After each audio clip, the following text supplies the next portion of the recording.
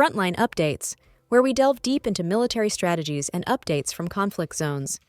Today, we're discussing the progress of the ongoing special military operation as of June 1st, 2025. I'm your host, Sharifa Mohammed MGT. I'm Colonel A.C. Oguntoye, an infantry officer. The center group advanced deep into the enemy's defense, targeting formations of Ukrainian mechanized, assault, airborne assault, marine, territorial defense, National Guard, and the Azov Special Forces Brigade in various settlements of the Donetsk People's Republic.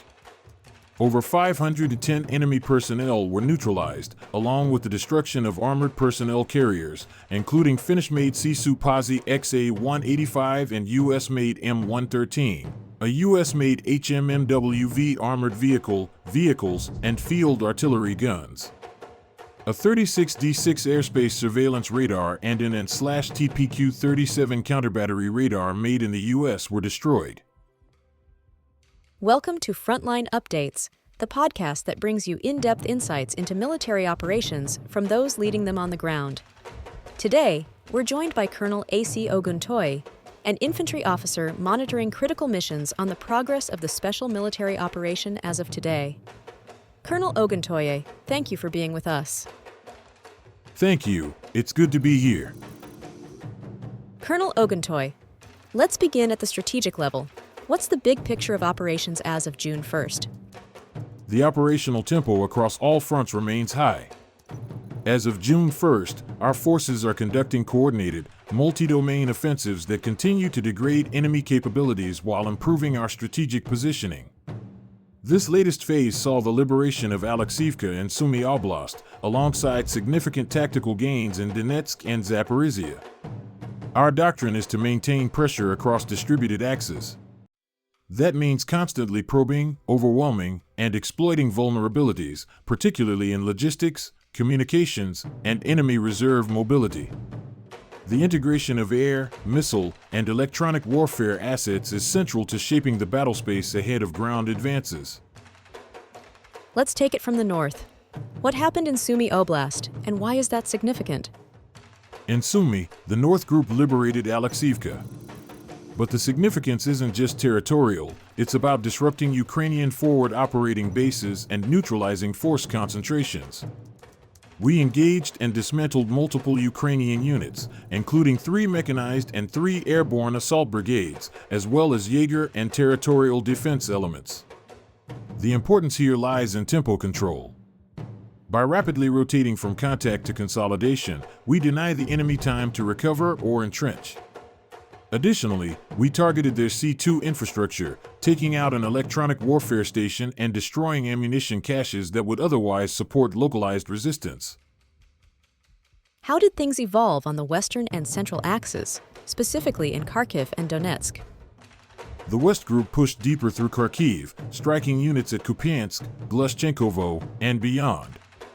What's worth noting is our precision targeting of both personnel and key systems, like a Polish-made 155mm Crab artillery piece and the Curtis EW system. These aren't just losses, they represent degraded artillery guidance, suppressed communications, and reduced rear echelon responsiveness. In the Donetsk sector, both the southern and center groups made significant progress. The southern group improved the line near Konstantinovka and Serebryanka, while the center group's advance engaged 10 different Ukrainian formations. Among the destroyed assets were U.S.-made HMMWVs, Finnish Sumy vehicles, and advanced surveillance radars. Those losses erode Ukraine's ISR capability and increase the fog of war on their end.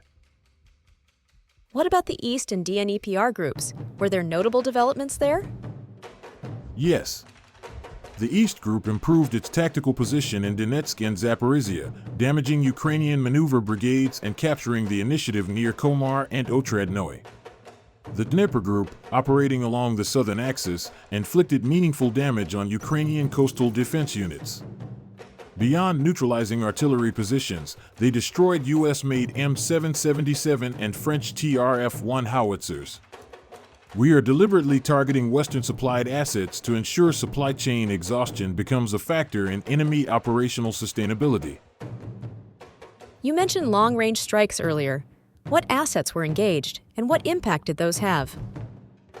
Operational tactical aviation, UAVs, and missile troops conducted precision strikes on over 149 enemy locations. These included a military airfield, UAV production workshops, and HIMARS launch sites. A particularly successful Iskander missile strike neutralized 2 HIMARS systems and their ammunition in Sumy Oblast. Our air defense systems also performed exceptionally, downing 7 dams and over 100 Ukrainian UAVs, which significantly disrupts their surveillance and targeting capabilities. Let's start with the obvious, the bridge attack in Bryansk. Some are calling it a terror strike. Can you walk us through what happened and why it matters? Yes, this was not merely sabotage, it was an attack of surgical precision. A bridge was destroyed just as a civilian passenger train passed underneath it. That's not random. The train schedule is public. The detonation was timed to maximize casualties, and that's exactly what happened. We're looking at 7 confirmed fatalities and over 60 injuries, children among them. What's critical to understand is that this mirrors the tactics of past high-profile terror events, such as the Nevsky Express bombings. Only now, it's more evolved. This wasn't a lone actor. This took planning, logistics, and battlefield intelligence. That means backing, whether state-supported or via organized networks. It wasn't just about destroying infrastructure. It was about striking terror into the civilian population. You mentioned logistics and support. So, who do you believe is behind this? And how are they capable of such precise operations in a high surveillance zone? The operation bears hallmarks of a hybrid warfare model. We're seeing a fusion of Ukrainian special operations, Western-trained irregulars, and intelligence-fed insurgents. It's likely these teams have access to high-resolution satellite data, NATO-style tactics, and perhaps even inside information. There's also a question of gaps in our security apparatus. These bridges are under patrol. We have checkpoints. So either we underestimated the threat level, or there are flaws in our monitoring systems, human or technological. Regardless, it shows we must shift from conventional deterrence to a layered, multi-domain defense system immediately. Given that this happened right before possible negotiations in Istanbul, how should we interpret the timing? It sends a chilling message. Ukraine, or elements operating with its knowledge, chose escalation. The intent was to derail public morale and force Russia's hand at the negotiating table. In essence, it undermines the very prospect of diplomacy. You don't bring a bloodstained knife to the peace table and expect cordiality. From a strategic standpoint, this hardens Russian resolve. If anything, it legitimizes deeper military incursions, heightened counterintelligence, and perhaps targeted retaliation. But it also signals that any future peace process must include counterterrorism guarantees, not just ceasefire agreements. You've mentioned before that we're entering a new phase. Are we seeing the rise of an entrenched insurgency, even if Ukraine loses territory? Yes, absolutely. That's the deeper concern. Even if conventional battles shift in our favor, we must be prepared for years of asymmetric warfare, roadside bombs, sabotage cells, political assassinations. This is how NATO operations in the Middle East evolved post-occupation into long, grinding insurgencies. We must think ahead. That means retraining forces for counterinsurgency, using more human assets, creating civil-military liaison teams, and modernizing our border surveillance. The battlefield now includes railway lines, power grids, schools, and urban intersections. If we don't adapt, we'll keep reacting instead of preventing. In terms of broader implications, what's next? What should we be watching?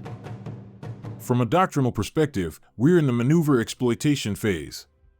The attrition has hollowed out key Ukrainian formations, and our focus now is exploiting depth vulnerabilities, disrupting logistics, hitting regrouping zones, and denying operational reserve deployment. We are also preparing for deeper shaping operations that target communications infrastructure, EW coordination points, and air mobility staging areas. The goal is not merely territorial gain, but operational incapacitation, forcing a shift in enemy doctrine from offensive defense to strategic withdrawal. Final question, Colonel. What do we say to civilians frightened by this escalation? We say, don't let fear paralyze you. Let it sharpen your awareness. What happened in Bryansk is a tragedy, but it also exposed our vulnerabilities. That's the first step in correcting them. The Russian people are no strangers to adversity. We overcame terrorist networks in the Caucasus. We've seen this playbook before. And we have professionals, many retired, many still active, whose experience in crushing insurgencies will be vital moving forward. But we must act now, not after the next explosion. Colonel, thank you for providing such a detailed briefing on the current military situation. Your insights are invaluable to our understanding of the conflict's dynamics. And thank you to our listeners for tuning in. Join us next time as we continue to provide up-to-date coverage on global military affairs. Stay with us for more updates and expert analyses on global defense and security issues. Stay informed, stay secure. Thank you for the opportunity. Today, the Kiev regime carried out a terrorist attack using FPV drones against airfields in the Murmansk, Irkutsk, Ivanovo, Ryazan, and Amur regions. All attacks on military airfields in Ivanovo, Ryazan, and Amur regions were repelled. In the Murmansk and Irkutsk regions, FPV drones launched near the airfields caused several aircraft to catch fire, but the fires were quickly extinguished. There were no casualties among military or civilian personnel. Some participants in the attacks were detained. This has been Frontline Updates. Subscribe for daily military briefings and in-depth strategic analysis. Visit our platform for maps, transcripts, and exclusive Frontline updates from commanders in theater.